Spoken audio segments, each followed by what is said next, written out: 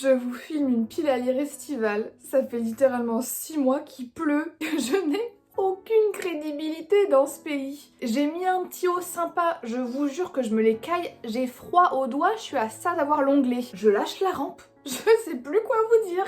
Donc écoutez, on va essayer de cheer up la situation en parlant de lecture et en parlant de livres que j'ai l'intention de lire pour le Zama été. Moi, à ce stade de ma vie, de toute façon, je ne crois que ce que je vois. On veut des actions, pas des mots. On veut du beau temps, de la chaleur. Ceci étant dit, moi, je perds la foi minute par minute dans tous les aspects de ma vie. Donc on va pas commencer à attendre à ce que j'ai espoir pour pouvoir vous parler des livres que je vais lire cet été. Donc j'ai fait une petite sélection. Alors clairement, chez moi, les piles à lire font la taille de ma tête. Voilà, c'est-à-dire 5 cm 2. Il y a 5 livres, mais si vous êtes nouveau ou nouvelle sur cette chaîne, tout est normal. Il y a des grandes chances pour que je ne lise pas tout cet été et que je m'égare et que je vadrouille à droite à gauche. Ma lune est en Gémeaux, après tout, donc l'indécision me gouverne. Le premier livre que j'ai mis dans cette pile à lire, c'est un manga et c'est le tome 1 de Vampire Knight de Matsuri Ino.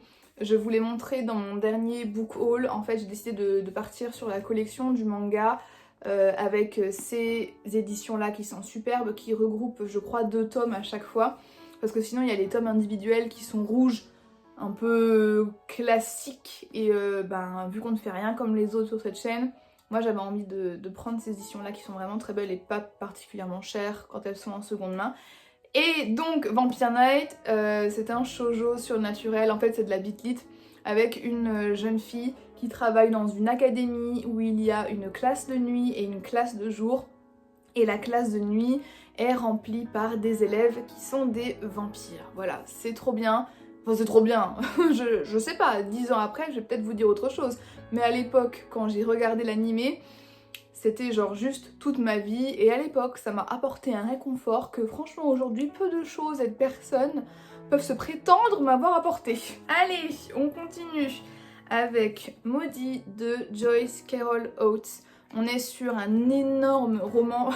Ça, si je le lis maintenant, vous aurez le résultat dans 1 an et demi. Je lis très lentement. Après, si c'est vraiment hyper addictif, comme j'espère que ça va l'être, il y a moyen que je le lise un peu plus rapidement. Joyce Carol Oates, on va le dire à l'américaine, Joyce Carol Oates, c'est une autrice connue pour écrire des trucs relativement gore quand même.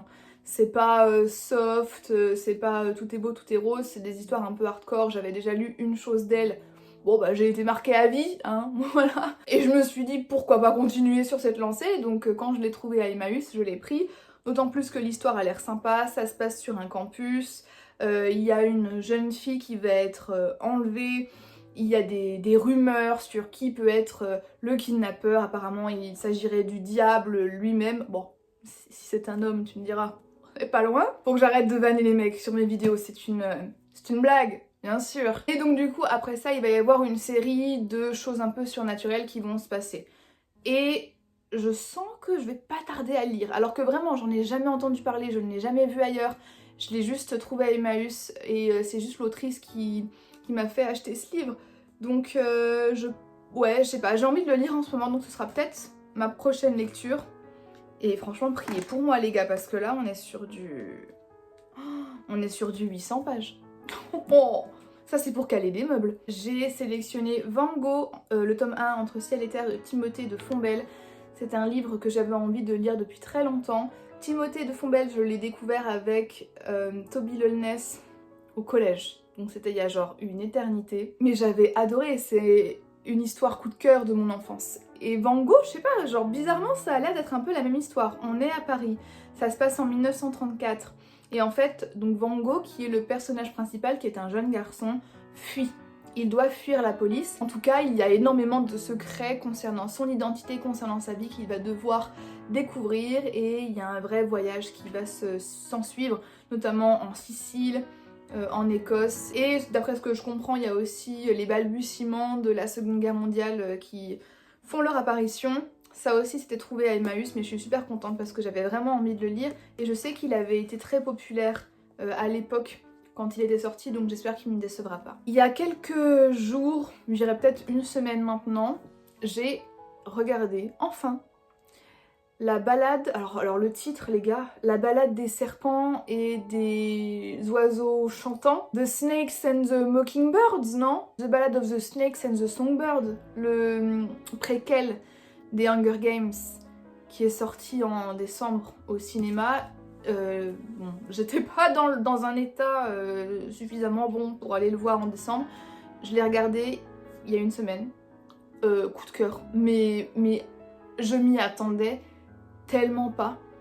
Et c'était à un tel point que je m'en suis limite voulu de ne pas avoir lu le livre. Parce que je me souviens que quand le livre est sorti, ah là là, le nombre de critiques négatives qu'il y a eu dessus sur les réseaux sociaux, les gens semblaient être déçus. Et moi, je m'étais pas vraiment intéressée au pourquoi du comment, juste les gens étaient déçus. Sauf que si le livre est un tant soit peu comme le film, j'aurais pu avoir un coup de cœur. Bon, du coup, tout ça pour vous dire que je vais finir la saga que j'avais entamée, je sais pas quand, et comme vous pouvez voir, j'avais bien envie de la finir. J'ai commencé à lire les livres après avoir vu les films, ça ne m'a pas empêché d'apprécier énormément l'histoire de cette saga. C'est une saga que j'aime tout particulièrement, qui me tient beaucoup à cœur, et ce préquel était pour moi fantastique, il avait absolument tout ce que j'aime. Oh la bande son, je l'écoute en boucle. Bref, du coup, le but, c'est de finir la saga originale, on va dire, et d'acheter ou d'écouter l'autre livre, The Ballad of the Snakes and the Songbirds. Me le faites pas dire en français. En espérant que je l'aime autant que le film. Si vous avez des avis là-dessus, si vous l'avez lu, si vous l'avez vu, n'hésitez pas à me dire. Putain, mais j'étais où moi pendant tout ce temps-là? Franchement, je vous jure, j'ai adoré, je pourrais en chialer tellement j'ai adoré. Le dernier livre que je vous présente, c'est un livre philosophique, une BD philosophique, et donc c'est L'éthique de Spinoza.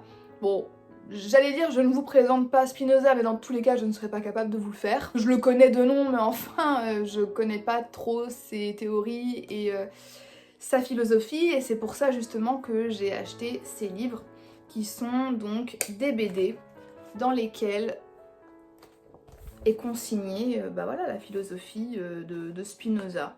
Alors je sais qu'il a beaucoup écrit sur le bonheur, tout ça, et là c'est de la vérité au bonheur. Et j'en ai un autre aussi, j'en ai une autre de BD comme ça. Il y en a deux. Et en fait j'aime beaucoup ce format. Alors attention quand même, ça reste cérébral. Alors pas besoin non plus de sortir de Saint-Cyr, mais je vous assure que ça demande quand même un peu d'attention, un peu de calme, un peu de réflexion. En tout cas, si vous souhaitez assimiler, comment dire, sans passer pour la pique-me, j'ai un cerveau qui fonctionne d'une manière assez particulière, et donc il va chercher à assimiler absolument tout. Moi je vais relire beaucoup des passages pour pouvoir bien les comprendre, pour pouvoir bien les assimiler et les ressortir, parce que moi c'est ça mon but quand je lis de la philo ou quand je lis de la socio, c'est pour pouvoir appliquer ça à d'autres situations, mais pour que je puisse l'appliquer, il faut vraiment que je le comprenne, et donc ça va au-delà d'un travail de lecture. Il y a un vrai travail d'analyse qui va avec, dans mon cas à moi. Là, je sais pas du tout à quel point ça va être digeste, peut-être que ça va être super simple. En tout cas, moi, de ce que j'ai pu lire avant de BD qui vulgarisaient de la sociologie ou des concepts un petit peu académiques, tout ça, ça demande quand même un peu une réflexion. Donc je m'attends à la même chose pour ça. Ça ne me dérange pas, c'est ce que je recherche, après tout. Et du coup, bah, j'espère que ce sera bien. Ça, ce sera lu... Franchement, je sais pas. Je sais pas parce que il y a quand même pas mal d'écriture, vous voyez.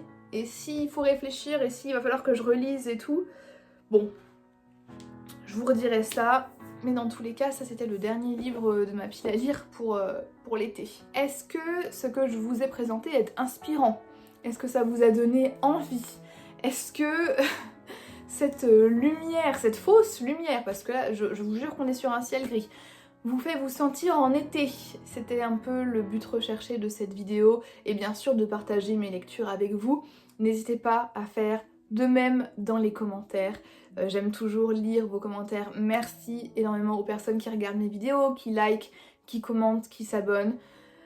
Ça me motive de ouf pour pouvoir continuer à filmer. Et voilà, Merci encore une fois d'avoir regardé cette vidéo jusqu'à la fin et je vous dis à très bientôt dans une prochaine vidéo. Bye bye.